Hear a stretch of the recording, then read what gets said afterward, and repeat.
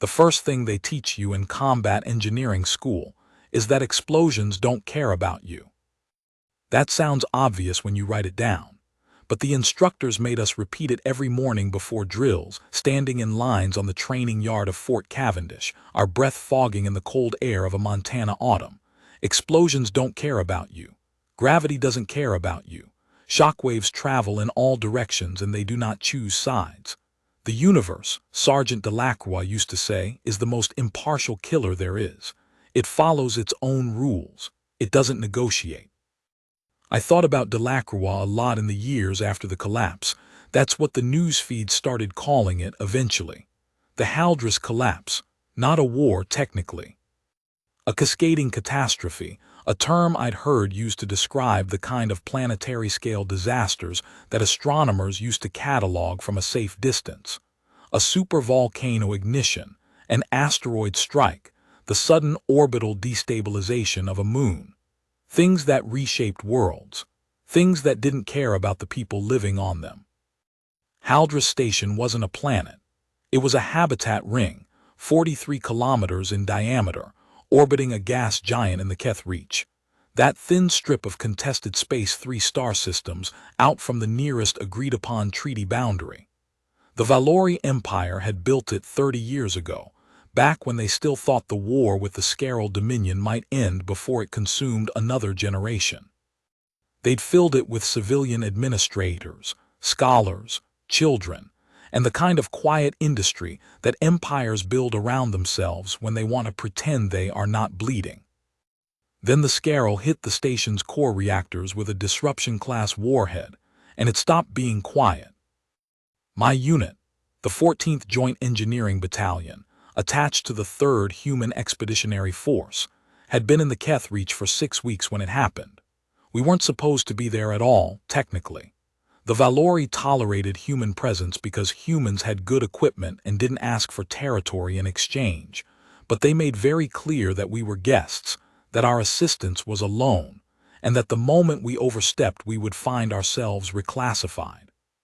I was never sure exactly what we'd be reclassified as asterisk, but the diplomatic liaisons made the word sound like something you didn't want to be. My name is Sergeant First Class Marcus Vale. Age 31. Explosives clearance and structural assessment, 12 years in.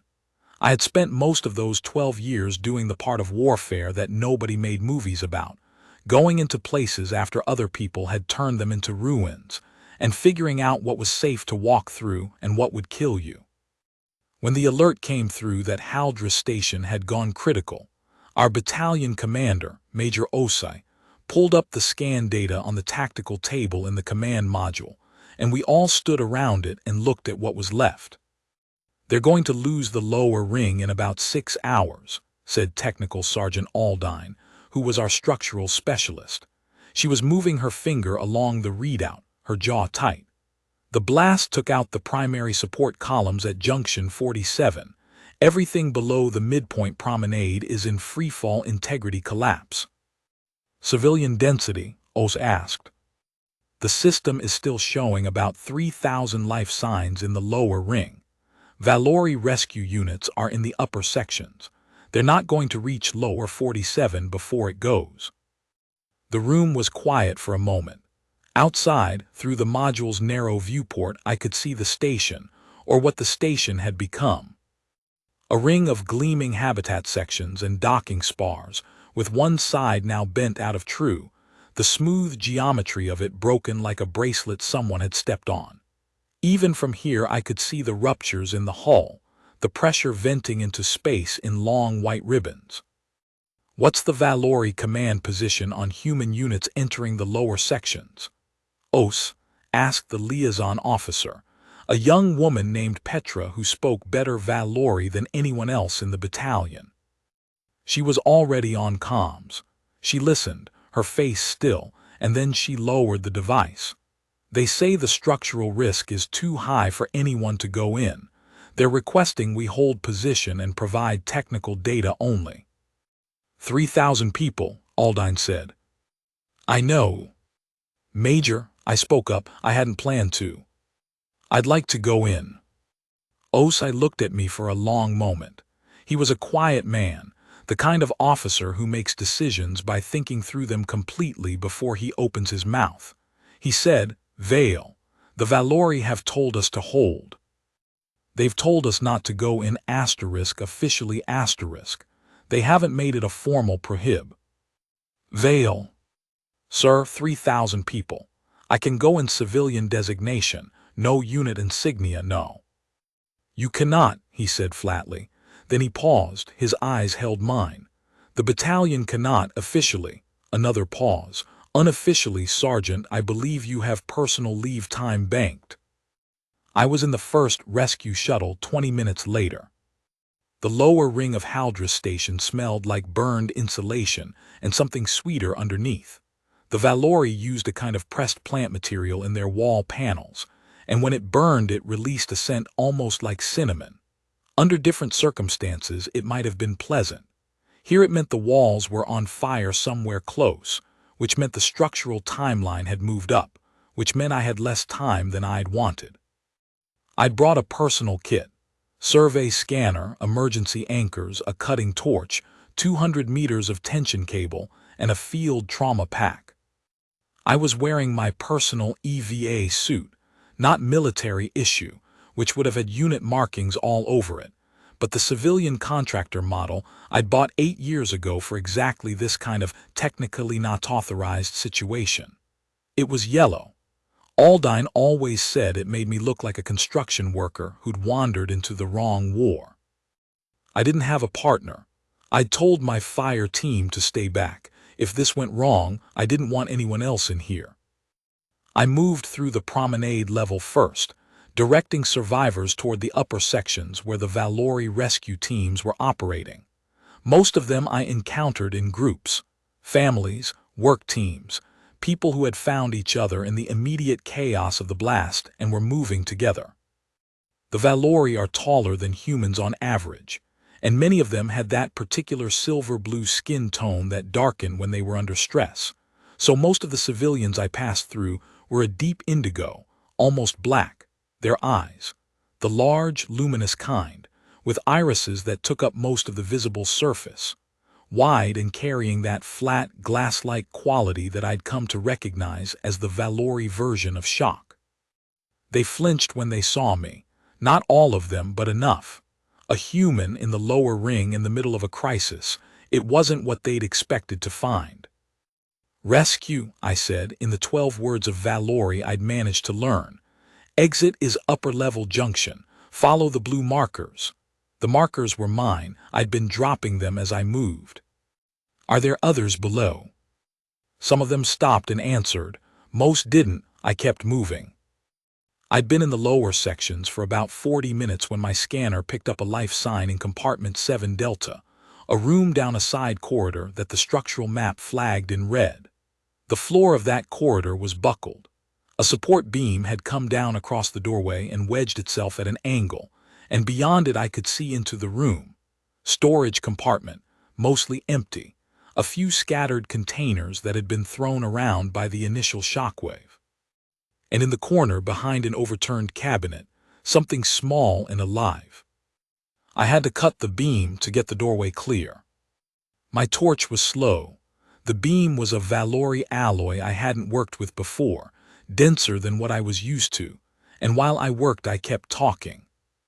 "Hey, I'm coming in, give me a minute." I had no idea if whoever was in there could hear me or if they spoke any of the scattered words I knew. "It's okay, I'm not going to hurt you, I'm going to get you out." The beam took 6 minutes. When it came free, I moved it aside and ducked through the doorway, and I found her. She was small even by Valori standards. I learned later she was 5 years old, though Valori aged differently than humans. Her skin was the pale silver gray of a child's rather than the deeper blues of adults, and her hair was white, the very fine white of baby's hair rather than the silver of the older Valori I'd seen. Her eyes, when she looked up at me, were enormous, the whole surface Valori iris, in her case a pale violet that was currently taking up most of her small face, and she was pressed into the corner behind the cabinet as hard as she could go, her knees pulled up to her chest, her arms wrapped around them. She looked at me and went completely still. "Hey," I said quietly. I crouched down to be closer to her level. "Hey, I'm Marcus. I'm not here to scare you. I'm here to get you out." She didn't move. Her eyes traveled over me, the yellow EVA suit, the scanner in my hand, my face. Then she said something in Valori, very small and very fast, like she was asking a question she wasn't sure she was allowed to ask. "I don't know that word," I said. "I'm sorry." "I know rescue. I know exit. I know, I'd learned the word for safe specifically for situations like this. Velthara *, safe. You're going to be safe." She was quiet for another moment. Then she said in a very careful, deliberate way, one word at a time, "You are human." And for the first time in 6 months in the Keth Reach, someone said it without making it sound like an accusation. "Yeah," I said, "I am." She thought about this. Then she unfolded one small arm from around her knees and held out her hand. I took it. Her name was Sophie. She told me this while I was carrying her up through the promenade level, moving fast because my scanner was telling me the structural timeline had accelerated, and we had less margin than I wanted. She told me in the same careful, piece-by-piece way she'd said the first thing, as if she'd learned human words from somewhere and was testing whether they worked. "Sophie," I repeated, "that's a good name. I'm Marcus." "Marcus," she tried. It was close. "Yeah, exactly." "Where," she paused, reaching for the word, "where is my mother?" There was something about the way she said it that landed wrong in my chest. Not a question. More like a sentence she was reciting, like she already knew the answer and was just saying it out loud to see if saying it made it different. I kept moving. "I don't know yet," I said, "but we're going to find out. First we get you out, okay? Then we find out." She held onto my shoulder with both hands, very carefully, like she was aware that I was also carrying the scanner and the torch and the cable, and didn't want to make things harder. That careful, considered quality, the way she thought about the space she was taking up, it was not a thing I associated with 5-year-olds. Not human 5-year-olds anyway. We made the promenade level, with about 20 minutes to spare on my estimate. That was when I heard the sound. It was a frequency you feel before you hear it, a subsonic thrum that traveled up through the floor and into the bones of your legs and your spine before it actually reached your ears. I knew that sound. I'd made that sound, on purpose, many times in my career.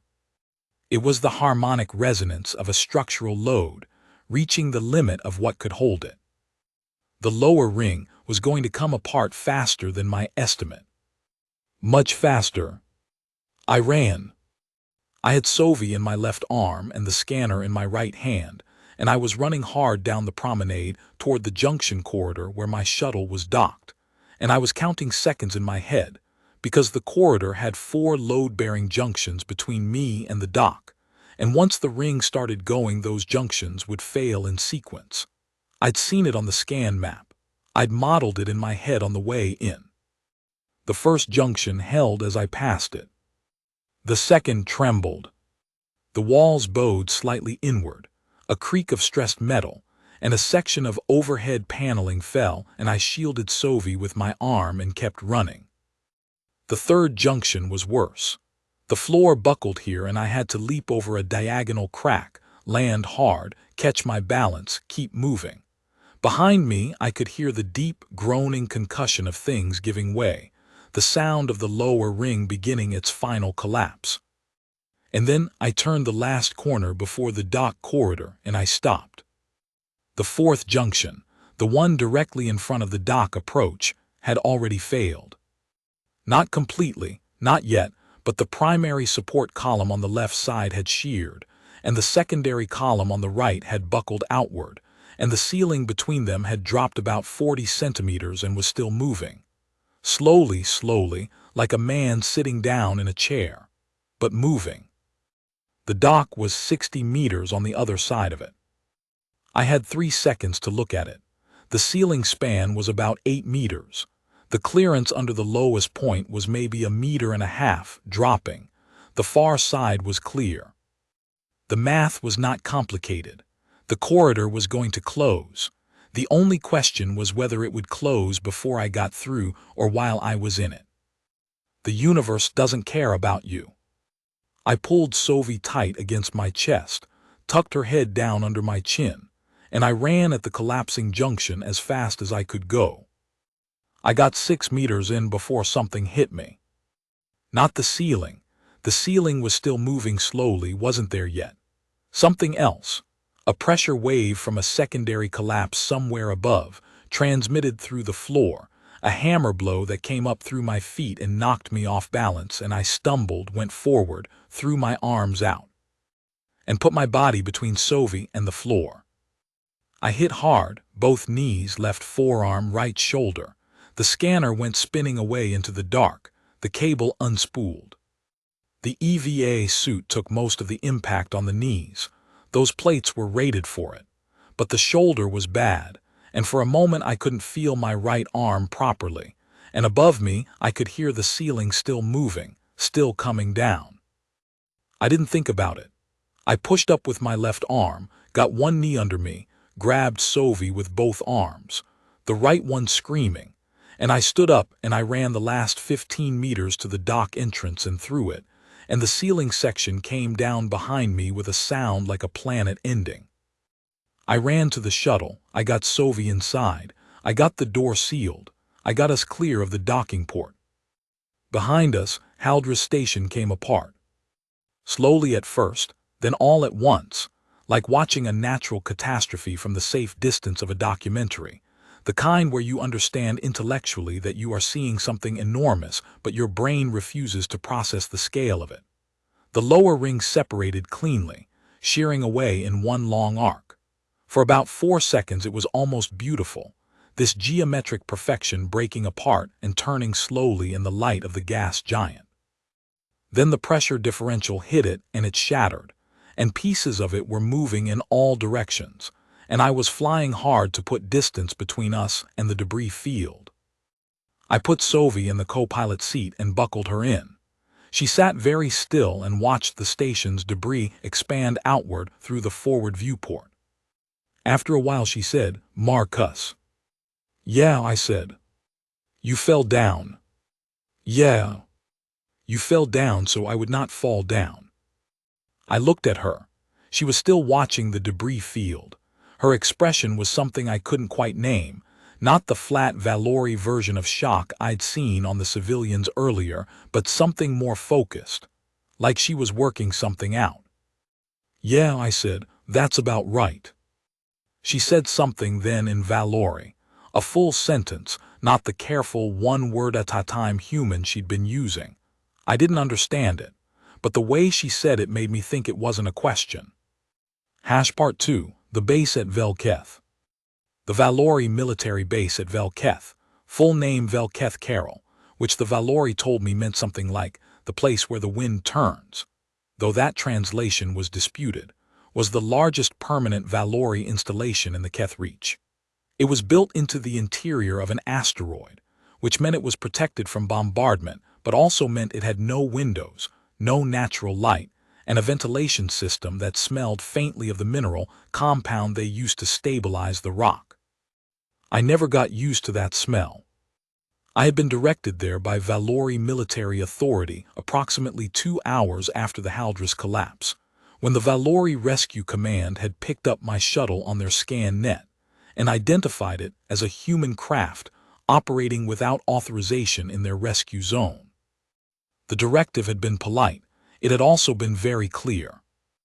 I landed at Velketh with Sophie sitting in the co-pilot seat, now wearing my jacket because her clothes had been torn during our exit from the station. The jacket was enormous on her. She had both hands in the front pocket, which I'd learned in the last 2 hours was what she did when she was being patient. The Valori equivalent, I thought, of folding your hands in your lap. "Stay close to me," I told her.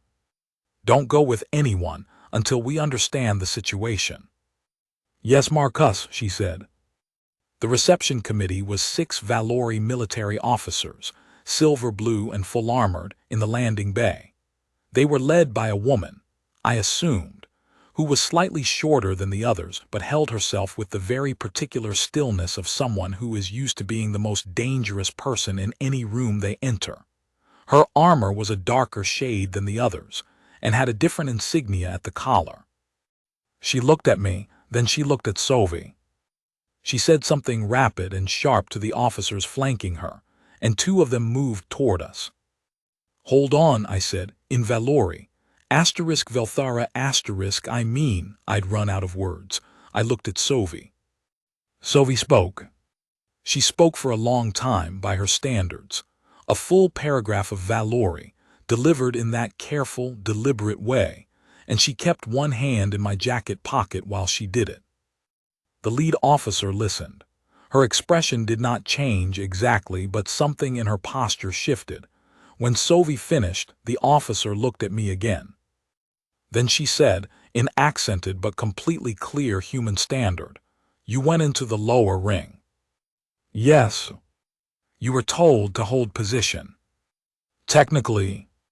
"You were told to hold position," she repeated, "and instead you went into the lower ring and pulled survivors out. How many?" I hadn't actually counted, I thought back. The groups I directed to the promenade exits, maybe 40, 50. I didn't stop to verify, and I went back in for, I glanced at Sophie. "For her." "Went asterisk back in," the officer said. "I'd already made one pass." A pause. "What is your name, human?" "Sergeant First Class Marcus Vale, 14th Joint Engineering Battalion." "And the child, you know who she is?" Something in the way she asked it put a weight on the last part that I didn't understand. "Her name is Sophie. She told me. I don't know." "Her full name," the officer said carefully, "is Sophie Velkarath." She paused. "The Velkarath family was among the oldest administrative lines in the Haldris colony. Sophie's mother was the senior administrator of the lower ring." "Was." The word sat there between us. I didn't look at Sophie. I wasn't sure I could. "Her mother didn't," I started. "We recovered Administrator Karath from the upper sections. She had evacuated there with the first wave." The officer's voice was precise and even. "She is alive. She is currently in our medical facility. We had not yet located the child." The weight in my chest released all at once, and I exhaled slowly through my teeth. "Oh," I said. "Oh," Sophie repeated carefully, like she was learning the word. The lead officer was still watching me with that same still, measuring expression. Then she said something to the officers beside her, too fast for me to follow, and they stood down. She moved toward me, stopped at a distance that felt like the Valori equivalent of personal space, and looked at me for a moment. Then she said, "I am Commander Thessa Vel Ankar. You are not supposed to be here, Sergeant Vale." "I know." "You could be classified for this." "I know." Another pause. "Come with me," she said, "all of you." Commander Ankar put Sophie in the hands of a medical officer and sent her to her mother. She put me in a conference room and left me there for 2 hours. I used the time to do an inventory of what hurt.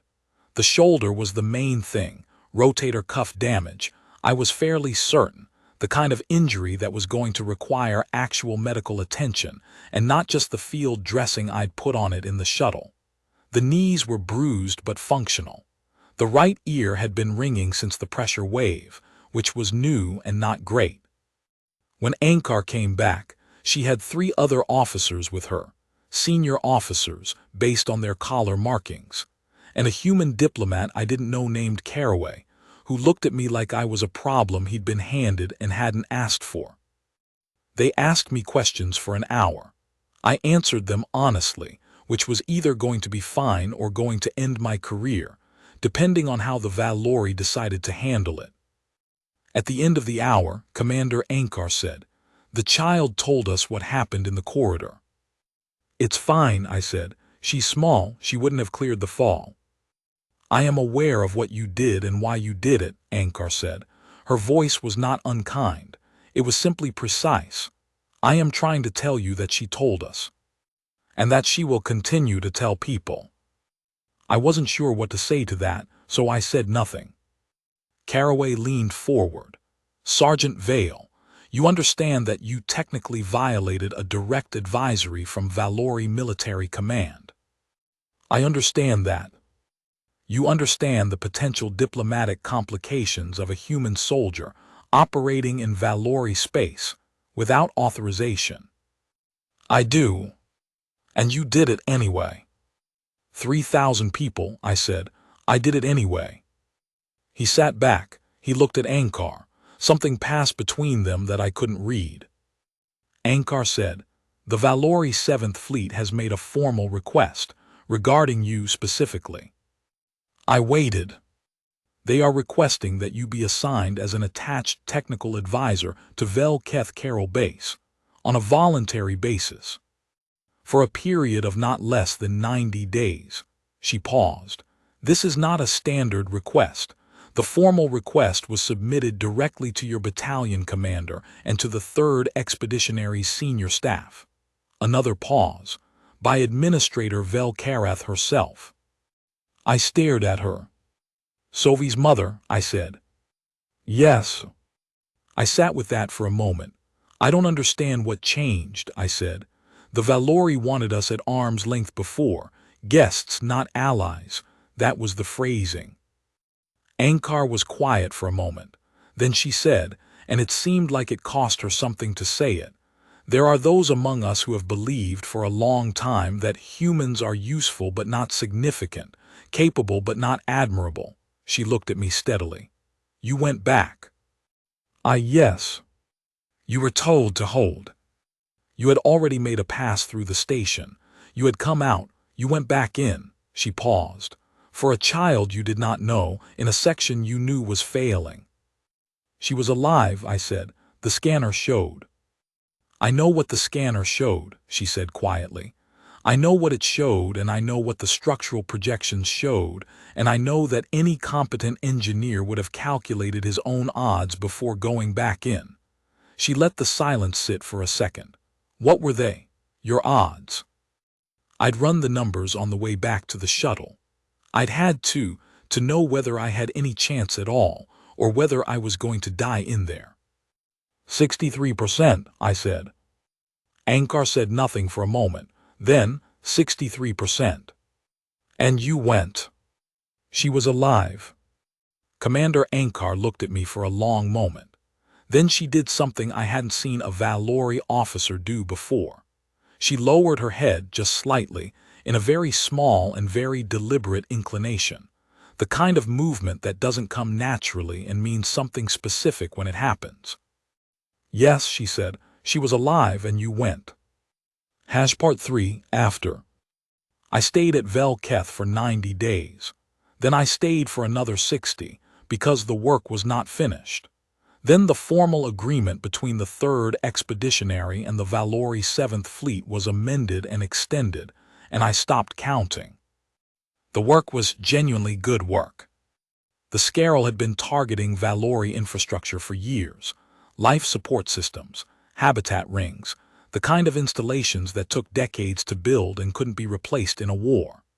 Damage assessment and structural recovery were exactly my skill set, and the Valori engineers I worked with were good, methodical, creative in the Valori way, which meant they had a different problem-solving style than human engineers but arrived at elegant solutions by a different route. We argued constantly, in the way that engineers argue, about load tolerances and material behavior and the best approach to a given structural problem, disagreements that were completely devoid of personal hostility because the subject itself mattered more than anyone's feelings about being wrong. I saw Sovi most days.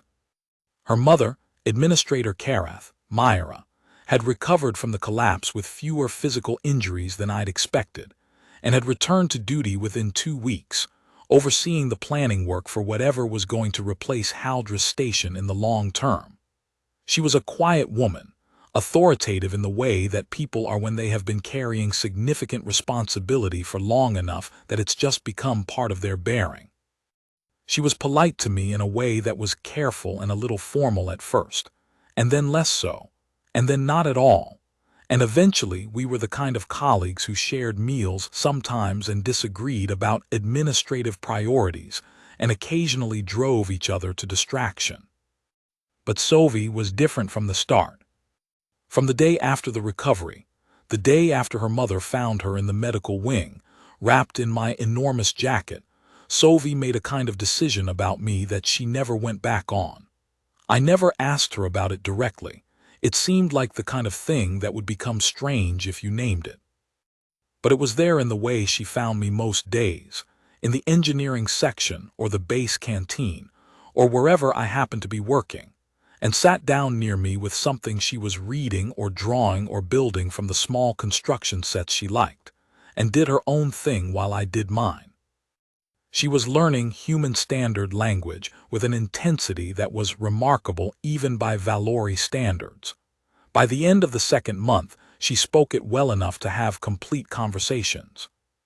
By the end of the third month, she spoke it better than several humans I knew, with the particular precision that came from having learned it deliberately rather than growing up in it. She asked me questions constantly, about humans, about Earth, about why things worked the way they worked. She had a scientific mind that was partly just how she was wired and partly, I suspected, what she'd inherited from her mother, and she applied it to everything. The engineering problems I was working on, the behavior of the base's ventilation system, the structural patterns in the asteroid walls, the mathematics of orbital mechanics. Why, she asked me once, did you go back? We were in the engineering section. She was sitting on a tall stool beside my workbench, watching me model the stress analysis of a proposed habitat section. It was early in the second month, and her human standard was still careful but much improved. I thought about it. Because you were alive, I said, the scanner showed a life sign. But, she said, the probability was you knew the ceiling was falling. Yeah. Why? I looked at her. She was watching me with the same focused, working something out expression I'd first seen in the shuttle when she'd watched Haldra's station come apart. Because, I said, and I tried to find the right words, I've been doing this a long time, going into places after they've been broken and figuring out what can still be saved. That's the job. And I put down the stylus. I guess somewhere along the way I stopped thinking about whether it was worth the odds. If something can still be saved, you try. Sovi considered this. She sat with it, the way the Valori did, in the complete stillness that they used instead of nodding along. Then she said, the humans I learned about before I met you, they were, she paused, picking the right word. They were described as capable, good equipment, but not, she paused again. The word my teachers used was *Velthorak*. I didn't know that word. What does that mean? It means, she considered, it means those who are worthy of the story, those whose acts belong in the record, the ones who will be remembered. She looked at me. My teachers said humans were not Velthorak*. And now, I asked. She said nothing for a moment. Then, I think my teachers were wrong. It was in the fourth month that the situation changed. I'd been aware, in a background way, that there was something happening at the political level, communications that Myra and Commander Ankar had that they didn't brief me on, a shift in the tempo of certain meetings, a kind of focused attention in the base's senior officers that felt different from the ordinary urgency of wartime planning. I filed it under above my clearance level and kept working. Then Ankar came to find me in the engineering section at 3:30 hours station time, the middle of the sleep cycle, and the expression on her face was one I hadn't seen before. I need to tell you something, she said, and then I need to ask you something. I put down the survey report I'd been working on. Okay. There is an individual in the Valori court who has been, she stopped, chose her words, using the events of Haldris to build a political position. The argument that the station's collapse was allowed to happen, that the human engineering units were complicit, that the third expeditionary had intelligence about the Scaril attack and withheld it in order to place humans in a position of having saved Valori lives and therefore having leverage. I stared at her. It is entirely false, she said flatly. I know this. Administrator Kareth knows this. The base command knows this. What matters is that the argument has found an audience. In the court, she paused again. The children who were recovered from Haldra Station are being used as exhibit in the political case. Their testimonies, including Sovi's. Her testimony, I said, about what happened in the corridor. Yes, the argument being made is that you, a human engineer operating without authorization, placed a Valori child in danger through your reckless actions. That the injury you sustained was, she stopped again. I could see her working through the distaste of saying it. That it was staged, for political leverage. The room was very quiet for a moment. Staged, I said. Yes. I thought about the ceiling section coming down, the pressure wave, the floor, Sovi's small hands holding my jacket. That's insane, I said. Yes. And it is gaining traction. Ankar looked at me steadily. The Valori Council has called a formal hearing. In the capital, Administrator Kareth has been summoned to testify. The base command has been summoned, and she paused. A request has been made that you attend, voluntarily. To testify. To testify, on your own behalf, with the understanding that the hearing's outcome could affect not only your personal status in Valori space, but the entire framework of the third expeditionary's presence in the Keth Reach. I sat with that for a moment. And the other thing you wanted to ask me, I said. Ankar was quiet for a second. Sovi wants to come. I looked at her. She is 5, Ankar said. The decision is her mother's and ultimately yours. She is, a pause. She is very insistent, and her mother, another pause. Her mother says she has never seen Sovi insist about anything before. I thought about this, about a small girl in an overturned cabinet, watching the wrong end of a catastrophe and holding out her hand to the strange human who'd found her. Okay, I said. Part 4, the capital. The Valori capital was called Vel Anrith. Again, disputed translation, but the one I'd heard most was the city that watches the stars. It occupied a planet of its own, a temperate world at the habitable edge of the system's zone, with a sky that was a deep and slightly greenish blue and architecture built in the Valori tradition of tall, narrow spires connected by horizontal spans, so that the whole city looked from a distance like sheet music written in stone. We arrived in the early morning of the hearing day. The shuttle docked at a government facility, and we came down a long ramp into a receiving hall that was full of Valori officials who looked at me with the entire range of expressions I'd come to know in 9 months of living among them. Wariness, curiosity, calculation, and occasionally something that might have been open hostility. Sovi walked beside me and slightly behind, one hand holding the edge of my jacket. In 9 months she had grown. Not much. Children her age don't change dramatically in months, but her hair had gotten longer and she had started braiding small sections of it the way her mother did. She wore a formal outfit that I suspected her mother had procured specifically for the occasion, pale blue with silver accents, and she looked very much like a child who had been asked to act like an adult and had decided to take it seriously. She had not let go of my jacket since we left the shuttle. The hearing chamber was a large circular room with a high ceiling and the Valori Council arranged in a semicircle at the far end. 12 figures, in formal regalia, with the council chair at the center. The individual who had brought the political case was there as well, off to one side.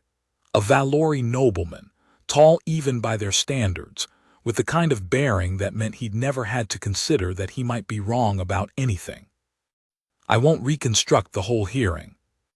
It lasted 4 hours, and most of it was conducted in Valori that I followed only partially, with Ankar translating the critical sections into my earpiece. Myra testified. Ankar testified. 2 other officers testified. The documents from the base, the scan records, the structural timelines, the recovery logs were submitted and examined. The nobleman's case was, when you stripped away the language and the political framing, essentially this: a human soldier had violated Valori military advisories. That his actions, however well-intentioned, had placed a Valori child in danger. That the broader human presence in the Keth Reach was an opportunistic intrusion dressed up as assistance. That the Valori court should reassess the terms of that presence accordingly. When it was my turn, I stood up. I gave my name and my rank and my unit. I described as precisely as I could what I had done on Haldris Station and why. I answered questions from the council. I did not perform or embellish. I said exactly what happened. The council chair was a woman of considerable age, with the very deep indigo complexion of an older Valori and eyes that had the quality of having seen a great deal. She listened to everything I said, and then she asked me one question. Sergeant Vale, when you went back into the lower ring for the second time, knowing the structural situation, knowing that you had already done your part, why did you go back?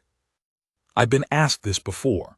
I'd given the same answer I'd given Sovi, more or less. But in the quiet of this chamber, with the council watching me, and the nobleman watching me, and Myra sitting at the testimony table with her hands folded, and Ankar beside me translating, and Sovi. I looked at Sovi. She was in the observer gallery, the section reserved for civilians attending as witnesses, and she was watching me with the same focused, working something out expression, both hands in the pocket of her formal jacket. I thought about what she'd said, the ones whose acts belong in the record, the ones who will be remembered. Because, I said, I was the only one there. The council chair waited. There wasn't anyone else, I said. I'd come out, the ceiling was going, the corridor was going. There was maybe a 40-minute window, and I was the only person with the equipment and the training to go back in, and the scanner showed a life sign. I paused. I didn't think about the politics. I didn't think about what it would mean for the 3rd Expeditionary or the treaty framework or my own record. I thought, there is someone alive in there and I'm the only one who can get them out. That's all. That's the whole reason. The chamber was quiet. I'm not saying this to be impressive, I said. I'm saying it because it's the truth, and because, I looked at the nobleman, because anyone who tells you that was part of a strategy for political leverage has never been in a collapsing structure with the ceiling coming down and 60 seconds to decide. I looked back at the council chair. There's no strategy in that moment. There's just the calculation, and in that moment the calculation was simple. The council chair looked at me for a long moment. Then she looked at Sovi. And Sovi, who had been sitting still, both hands in her pocket, not moving, stood up. She was 5 years old and she was very small, and the observer gallery was arranged so that she was somewhat above the hearing floor. And when she stood up, I think most of the room hadn't been expecting it, because there was a ripple of attention, a shift. She spoke in Valori. I didn't understand all of it. I got pieces, the corridor, the ceiling, the word Veltharak asterisk, and Ankar was translating quietly into my ear, but I wasn't listening to the translation. I was watching Sovi. She spoke for about 2 minutes. She used the careful, deliberate pacing she'd used from the beginning, every word placed exactly where she meant it. She did not shout or cry or perform. She just said what happened and what she had decided about it, and what she wanted the council to know. At the end, she said something that made the chamber go very quiet. Ankar translated it in my ear. She said, I was alive. He knew the ceiling was falling. He went back. I do not know many humans, I know one. And I know that if the rest of them are anything like him, then we have been wrong about them for a very long time, and we should say so. The chamber stayed quiet. The council chair looked at the nobleman for a long moment. Then she turned to the full council, and there was a very brief exchange, too fast and too formal for me to follow, and then she turned back. "The case," she said in human standard, directing the words to me, "is dismissed." Part 5, what I woke to. I hadn't realized I'd fallen asleep. The hearing had ended in the early afternoon. There had been a lot of things after that. Formal statements, a document from the council affirming the expanded terms of the 3rd Expeditionary's presence in the Keth Reach, a meeting with diplomatic staff from both sides that lasted 2 hours, and a quiet dinner in a Valori government facility that was the first meal I'd eaten in about 16 hours. Somewhere in the middle of whatever had come after the dinner, a waiting room, a corridor, a chair that had been more comfortable than expected, I had apparently sat down and gone to sleep. I woke up to silence, which was how I knew something had changed. Not complete silence. The room had sounds, ventilation, the distant hum of a city outside, the particular texture of a very large space being very quiet. But the silence was a chosen silence, not an empty one. The kind that happens when a lot of people decide to be still at the same time. I opened my eyes.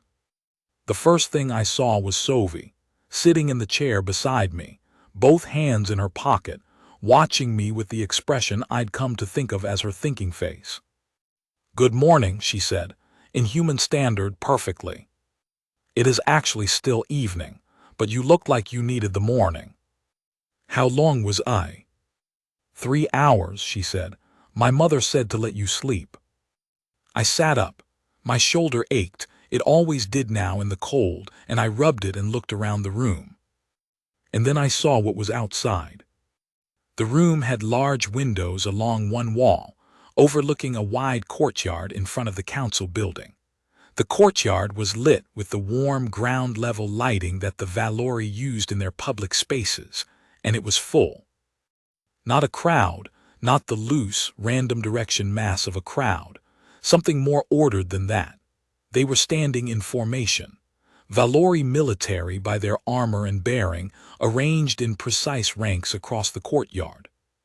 And at the front of each rank, every single one of them, as far as I could see, they were kneeling. Not prostrate, not the deep full-body position of Valori formal supplication, but one knee down, the formal position I'd seen once before in a historical document Ankar had shown me. The position the Valori military used to acknowledge what they called *Veltharak*, those whose acts belong in the record. I looked at Sophie. She was watching me watch them. "Who?" I started. "They heard," she said simply. "What happened in the hearing, what I said, what you said." She paused. "News travels in a capital." "How many?" "The 7th Fleet arrived this morning," she said. "They came from the Keth Reach when they heard." She paused again. "Commander Ankar is at the front." I looked. I could see Ankar at the head of the formation, still and precise, one knee down, looking not at the window where I was but at some formal point ahead of her, in the way of a military acknowledgement. The silence continued. Nobody in the courtyard moved. I didn't know what to say. I was fairly certain that anything I said was going to be wrong, or too small, or... "Marcus," Sophie said. "Yeah. You should go out." "Sophie." "You should go out," she repeated, "because they came." She looked at me with the clear violet eyes and the focused, decided expression. "They came because they want you to know that they know what you did, and what it cost, and that it was," she paused, looking for the right word. "It was *Veltharak*. It belongs in the record." I was quiet for a moment. I started. "I just went back for you." "Yes," she said, "you did." A pause. "Come with me," she said, and she slid off her chair and held out her hand. I stood up. My shoulder ached. My knees were stiff from the chair. I was wearing the same clothes I'd been in all day, rumpled and imperfect. I took her hand. We walked out. The courtyard was cold, the deep night cold of a capital city in autumn, and the ground lighting turned everyone's skin to shades of gold and amber, which was not the light the Valori were designed for, but which made all of them look, somehow, warmer than I was used to seeing them.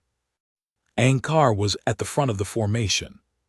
When we came through the door, she stood, all of them stood, in one long ripple, and then she looked at me with the careful, measuring stillness she always had, and she said something in Valori. I looked at Sovi. She says, Sovi translated quietly, the 7th Fleet acknowledges Sergeant Marcus Vale. What he did was *Veltharak*. It belongs in the record. It will not be forgotten. A pause. She says, the Valori 7th Fleet asks that the human soldiers of the 3rd Expeditionary know that they are not guests. They are allies. The courtyard was still. I thought about Fort Cavendish, about Sergeant Delacroix and the thing he used to make us repeat. Explosions don't care about you. The universe is impartial. It follows its own rules. True, all true. But people care. That was the part Delacroix hadn't said, or maybe had said in a different way that I hadn't understood at 22. The universe is impartial. The shockwave travels in all directions. The catastrophe doesn't choose sides. But people choose. And the choice you make in the 60 seconds when the ceiling is coming down, that's not strategy, it's not politics, it's not calculation in any meaningful sense of the word. It's just, there is someone alive in there, and I'm the one who can go back. I looked at Ankar. I looked at the formation. I looked at the 7th Fleet, standing in the cold in a capital city I hadn't known existed 9 months ago, in the formation that meant something specific in their tradition. I didn't know what the right response was. I wasn't sure there was a right response that fit inside the conventions I'd grown up with. So I did what felt true. I straightened up. I put my hand over my heart the way I'd been trained, the human salute that means, I see you. I acknowledge what this means. I will not pretend it is small. And then, because I didn't know the Valori gesture for thank you in this context, for something this specific, I looked at Sovi. She was watching me, both hands in her pocket, thinking face. How do you say, I started. Vel Anrath, she said. It means I see what you are made of, and I am glad. I looked at Ankar, I said, Vel Anrath.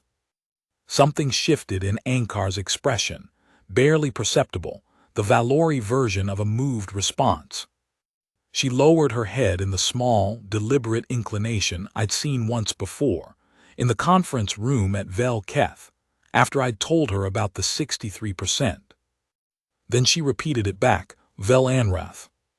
The formation echoed it, not in unison, more like a wave moving through the ranks, each voice picking it up from the one before. Vel Anrath. Vel Anrath. The sound of it traveled across the courtyard and up into the cold night air and gradually faded. Sovi's hand was still in mine. She was leaning very slightly against my arm. Not much, just a degree or two, the way tired children do when they are trying to stay upright and awake. Marcus, she said. Yeah. You should know something. What? My mother is behind you, she said. She has been there for a while. She did not want to interrupt. I turned around. Myra, Administrator Kareth, the most composed person I'd met in the Keth Reach, was standing at the courtyard entrance, and she was not, in this particular moment, composed at all. She had the kind of face that someone gets when they have been carrying a thing for a long time and something has finally set it down for them. She looked at me. She said something in Valori, low and private, not for the formation to hear. Sovi translated. She says, I sent the request to your battalion because I wanted you to know that what you did had a name in our tradition. I did not expect, Sovi paused, picking carefully through the words. I did not expect that the name it had was one that would bring the 7th Fleet to the capital. I looked at Myra. Tell her, I started, stopped. Tell her it was worth it, whatever it cost. Sovi relayed it. Myra listened, and then she said something brief. She says, "I know, so does she." Sophie's hand tightened fractionally in mine, not much, just enough to feel. Epilogue, the record. I stayed in the Kethreach for another 18 months after that. The framework agreement between the 3rd Expeditionary and the Valori 7th Fleet was formalized and extended, and eventually became the foundation of something larger, a joint operations protocol that, as of my last posting, had been replicated in 4 other systems. I don't take credit for that. That was diplomacy and policy and the work of people far more senior than me. I was an engineer. I fixed things. Sophie learned to read human standard and started corresponding with a mathematician at the University of New Bangalore who specialized in structural geometry. They published a paper together 2 years later. She was 7. He was 64. She listed her affiliation as Vel Keth Carroll Base Engineering Section, informal. He listed his as University of New Bangalore. The paper was about load distribution in non-standard gravitational environments. I understood about a third of it. Commander Ankar was promoted to Fleet Admiral the year after the hearing. At her formal investiture, she submitted a request that an addendum be added to the Valori 7th Fleet's official historical record, documenting the events of Haldra Station. The addendum exists. I've never read it. Sophie told me that it ends with the words Vel Anrath asterisk, which she translates now, with the precision of someone who has thought about it for years, as, "I see what you are made of, and I am glad you are here." I went home eventually. Earth felt smaller than I remembered, and the air smelled different, and I had to relearn a dozen social habits I'd lost track of. I still have the EVA suit. It still fits. The shoulder still aches when the weather changes. I keep a photograph on my desk. It was taken in the courtyard of the council building the morning after the hearing, not by me. I didn't take it. Someone sent it to me later, and I don't know who. It shows the courtyard in early light, the Valori formation still in place, the city behind them in the greenish morning sky. And in the foreground, slightly out of focus, because the camera was aimed at the formation, a man in rumpled clothes and a small girl in a blue formal jacket with silver accents, standing side by side. Her hand is in mine. She is leaning very slightly against my arm. The record, Sophie once told me, is for the things that matter, the acts that should not be forgotten, not the battles. Those are recorded everywhere. The other things, the ceiling coming down, the 63%, the 60 seconds in which you decide what you are made of. The universe is impartial. It doesn't care about you. But I went back. And she was alive. That's the whole story. That's all of it. That's enough. End of story. Production notes asterisk. Word count asterisk ~9, 850 words ~61, 5 minutes at 160 WPM, white heavy check mark. Stream asterisk wholesome found family W. Strictly no romance, no suggestive content, no mixing of streams, white heavy check mark. Engine asterisk G. Wholesome found family primary plus C, misjudgment reversal, secondary white heavy check mark. Human narrator type, combat engineer / explosive specialist. Alien female role, asterisk little girl / orphan child, 5 years old. Strictly child stream. Setting, asterisk catastrophic station, collapse right arrow alien military base, right arrow alien capital city. Asterisk obstacle / antagonist, asterisk political assassination, attempt on human presence plus her people's prejudice. Mood, asterisk protective / heroic plus tearjerker. Ending type, her people recalibrate on humanity plus doubters silence plus reunion, child to mother. Seed, asterisk the universe, catastrophes that change the planets 2011. Used for the Haldra Station ring collapse, planet-scale catastrophe mechanics, shockwave dynamics, structural cascade failure. The impartial indifference of physical forces as thematic framing. Explosions don't care about you. Band tropes check. No romance near child white heavy checkmark. No, human warriors are myths. Verbatim white heavy checkmark. No explicit content white heavy checkmark streams not mixed white heavy checkmark. Asterisk variety dimensions logged. Asterisk. Human type. Combat engineer / explosives specialist. Alien type. Child / orphan found family stream. Setting. Catastrophic space station plus military base plus capital city. Obstacle. Political sabotage plus prejudice plus war. Mood. Protective heroic plus tearjerker. Ending. People recalibrate plus doubters silenced. Phase 2 thumbnail brief asterisk. Composition. Asterisk tight medium shot. Human man from behind over shoulder anchoring foreground left. Alien child in pale blue formal clothing. Pale silver gray skin. White hair. Large violet eyes looking up. Expression on alien child. Asterisk soft, decided, trusting, not afraid. Setting. Asterisk courtyard of alien capitol building. Warm gold evening lighting. Tall alien spires behind. Palette. Asterisk warm gold amber capital city night lighting. Not the standard ship blue. Caption variant optional asterisk. He went back in bold. Went back highlighted in purple box. Asterisk locked aesthetic line plus. Locked negative prompt. Asterisk append verbatim from niche Bible section 15.